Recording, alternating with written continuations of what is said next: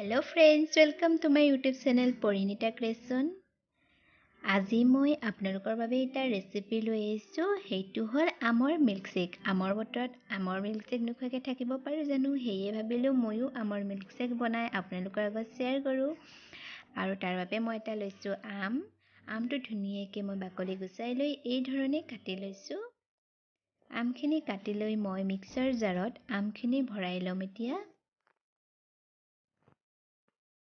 আপোনালোক সকলোৱে চাগে আম খাই ভাল পায় আৰু আপোনালোকেও যদি এনেধৰণে আমৰ মিল্কশ্বেক বনাইছে তেতিয়াহ'লে কমেণ্টত নিশ্চয় জনাব। আৰু মোৰ ভিডিঅ'টো কেনেকুৱা লাগিলে লাষ্টত জনাবলৈ নাপাহৰিব। শেষলৈকে চাব বুলি আশা কৰিলোঁ। আৰু মই এতিয়া আমখিনি ইয়াত দিলোঁ আৰু ইয়াৰ বাবে লৈছোঁ মই চেনি আধা কাপ। আৰু চেনি আধা কাপ লৈ এয়া লৈছোঁ গাখীৰ 1 গিলাচ।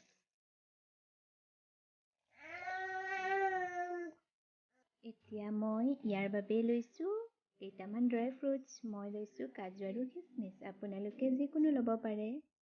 তাৰপাছত মই মিক্সিত পিহি ল'লোঁ। এয়া হৈ গ'ল। এতিয়া মই গিলাচ 2টা লৈছোঁ। তাত মই বাকী আপোনালোকক দেখুৱাই দিছোঁ আমাৰ ধুনীয়া আমৰ মিল্কশ্বেক।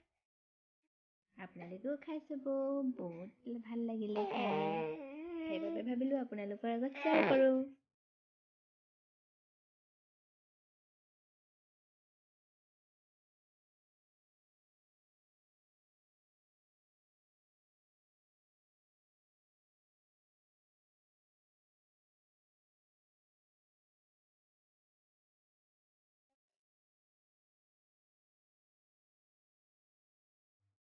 মই ইয়াত ডেকোৰেশ্যনৰ বাবে এটা কাজু, এটা খিচমিচ, কেইডালমান কেশৰ আৰু 2ডোখৰ আম লৈছোঁ, যাতে দেখিবলৈ ধুনীয়া হয়। আৰু ভিডিঅ'টো শেষলৈকে চোৱাৰ বাবে আপোনালোক সকলোকে অশেষ ধন্যবাদ। পুনৰ এটা নতুন ৰেচিপিৰে আপোনালোকৰ মাজত আকৌ লগ পাম। আজিলৈ বাই বাই।